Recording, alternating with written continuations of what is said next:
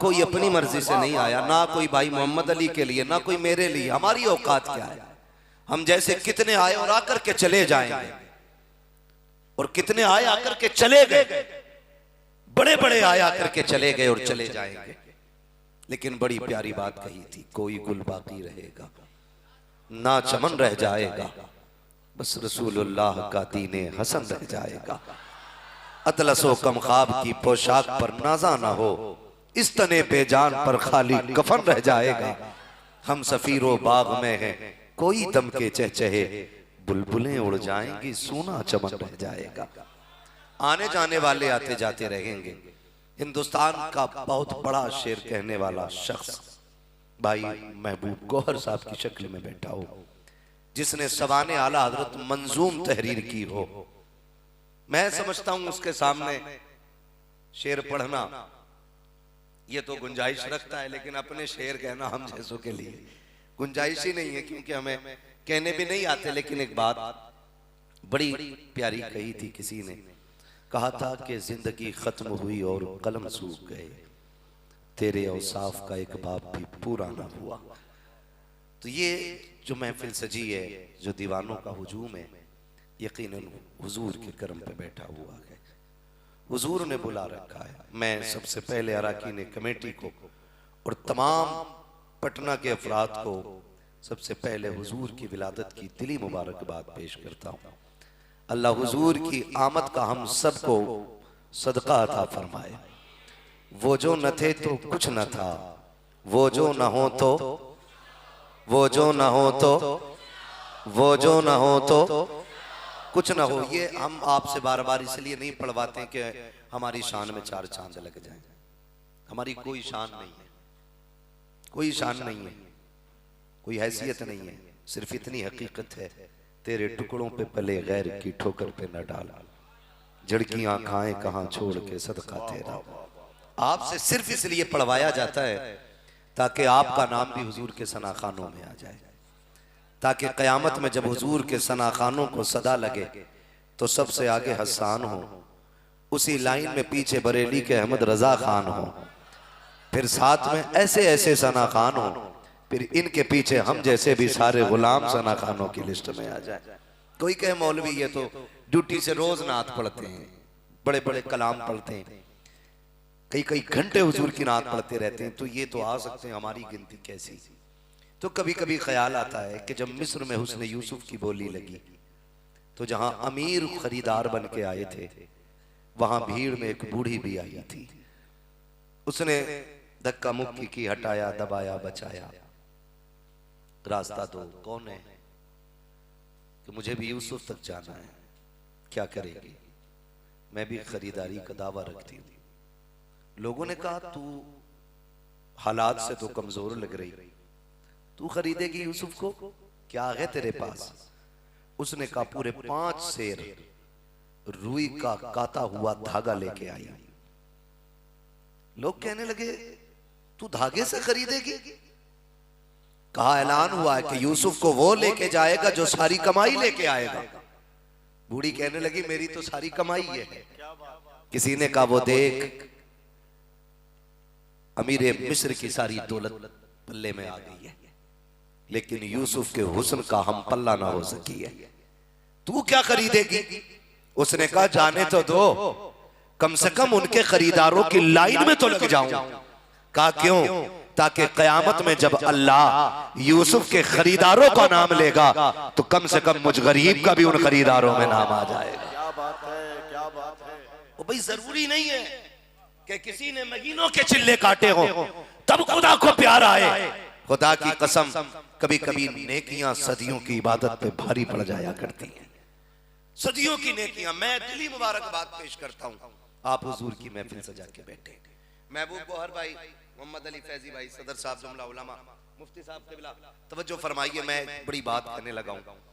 मैं ये देख रहा हूं कि हालात मुल्क के बद से बदतर होते जा रहे हैं, हमारी कंडीशन बिगड़ती जा रही है, और इत्तेहाद मिल्लत के नाम पे जलसे कर रहे हो आप। इससे पहले जरूरी यह था कि उन लोगों के खिलाफ आवाज न उठाई जाती जिसने मुस्तफा के मिलाद का झंडा लगाया था। तो समझे, बस मेरी बात समझने की कोशिश करें। और मुझे परवाह नहीं है कोई बुलाए या ना बुलाए, पाए मुरा लंग नेस्त मुल्क खुदा तंग नेस्त। शुक्र है हमने ताजु शरिया की जूतियां उठाई हैं, किसी दलाल की नहीं उठाई हैं। मैं घी चिपड़ी करके आपको राजी करके पैसे लेके जा सकता हूं, लेकिन मुफ्ती साहब क़िबला ये हक नहीं है मिंबर का। मैं कह के जाना चाहता हूं, बाद में इत्तेहाद मिल्लत कॉन्फ्रेंस करते उलमा के मशवरे के बाद, उससे पहले लाजिम था कि जब किसी सुन्नी ने झंडा लगाया, दूसरा टोपी दाढ़ी लेके आके कहने लगा ये शिर्क है। हाँ, 12 साल रोटी खा के उस रोटी को भी खराब कर देते थे। शिर्क भी नहीं कहा जाता, शिरक। एक वक्त का खाना मदरसे का कितना महंगा होता है हम लोग जानते हैं, हमने मदरसों में दिन गुजारे। 12 साल रोटी खा के कह रहा शिरक। अभी इसे जबर और सुकून का फर्क ही नहीं मालूम, शीन की हरकत का नहीं पता। शिरक कह के जब आप एक टोपी वाला झंडा लगा रहे, दूसरा टोपी वाला उसे बिदअत कह रहा है, तो तीसरा देखने वाला क्या कहेगा? बताया जाए मुझे, क्या समझेगा तीसरा बंदा? ये हमारी सफों में इत्तेफाक है क्या? इस झंडे पे कुफ्र लिखा है? किसी की तस्वीर बनी है? चैलेंज के साथ कहता हूं, खुदा की कसम, मैं सिर्फ मुसलमान की बात नहीं करता, जिसके आंगन में बेटी मुस्कुराती है ना, हर उस इंसान पे लाजिम है कि वो 12वीं तारीख में मेरे नबी का नाम का झंडा लगाए।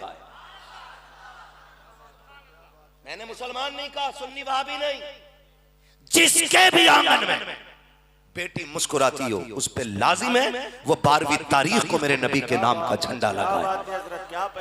आज जो आंगनों में बेटियों की किलकारियां मौजूद हैं, आज जो बेटियां मुस्कुरा रही हैं, आज जो बेटी में जैसी दौलत बाप को मिली है, कितनी असीम दौलत मिली है, मेरे इमाम ने क्या गलत कहा था और तुम पर मेरे आका की इनायत न सकी, नश्तियों कलमा पढ़ाने का भी एहसान गया। जरा तारीख का ये बाप पलट करके देखो। मैंने पहले दावा किया है जिसके घर में बेटी मौजूद है उस पे लाजिम है वो मेरे नबी के नाम का झंडा लगाए। बेटी कोई छोटी चीज नहीं है, कितनी बड़ी दौलत है। तुम परदेश से पलट के आओ, आओ दरवाजे पे रात के 1 बजे एक आवाज देना, तेरी बीवी तो लेटी रह सकती है, बेटा भी बिस्तर पे होगा, लेकिन पहली आवाज पे जो दरवाजा खोलने दौड़ेगी वो तेरी बेटी होगी। और दरवाजा खोलने के बाद तुझसे ये नहीं कहेगी अब्बा जो रखा है वो ला दो, वो कहेगी अब्बा जी ठहरो तो सही, जो रखा है वो नहीं। गरम गरम रोटी बना देती हो, मुझे पता मेरा बाप आने वाला है, मैंने तेरे इंतजार में आटा उठा के रखा था, आ तेरे लिए गरम रोटी बना दो। जब तुम परदेश जाने लगते हो,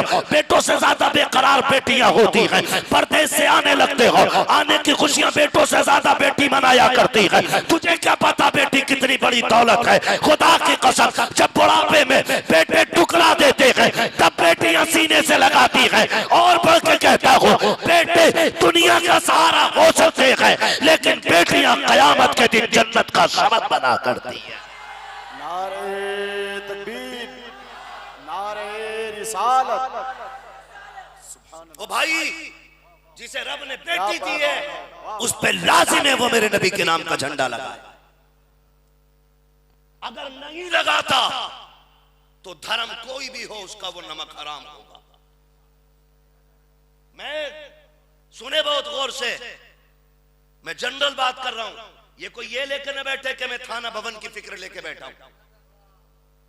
मैं तो स्कूल के बात करता हूं। जब मेरी महफिल में बैठा करो ना, तासुब के चश्मे हटाया करो, इंसाफ की अनक लगाया करो। आला हज़रत को गाली देने से कुछ नहीं होगा, उन्हें पढ़ो और समझो। और मेरा चैलेंज है उनके नजरिए को समझो जरा 1 घंटा बैठ करके, लेकिन तासुब का चश्मा हटा के। मेरा ईमान कहता है सलाम होने से पहले पहले हर किसी को कहना पड़ेगा मैं मुजरिम हूं आका मुझे साथ ले लो कि रस्ते में है जा बजा जाने वाले। हाँ, हर शख्स पे लाजिम है जिसके घर में बेटी मुस्कुरा रही है वो मेरे नबी के नाम का झंडा लगाए। इसलिए कि आज जो बेटी मुस्कुरा रही है ना, ये मेरे नबी के कदमों की बरकत से मुस्कुरा रही है, वरना क्या वजूद था। जाओ जाके बेटियों को भी बताना पटना का फैशन कुछ भी हो जाए, तुम्हें किरदार खातून जन्नत वाला लेके बैठना है। हाँ, कभी सर से दुपट्टा सरकने लगे, मेरी बहन से कहना कि मेरी बेटी तेरा ख्याल दुनिया की रस्म और रिवाज और फैशन पे जाए या ना जाए, दुपट्टा सरकने से पहले एक बार मेरे नबी की चौखट तक तेरा ख्याल जाना चाहिए। औकात क्या थी, क्या औकात थी बेटियों की? जीने का हक नहीं, मुस्कुरा नहीं सकती।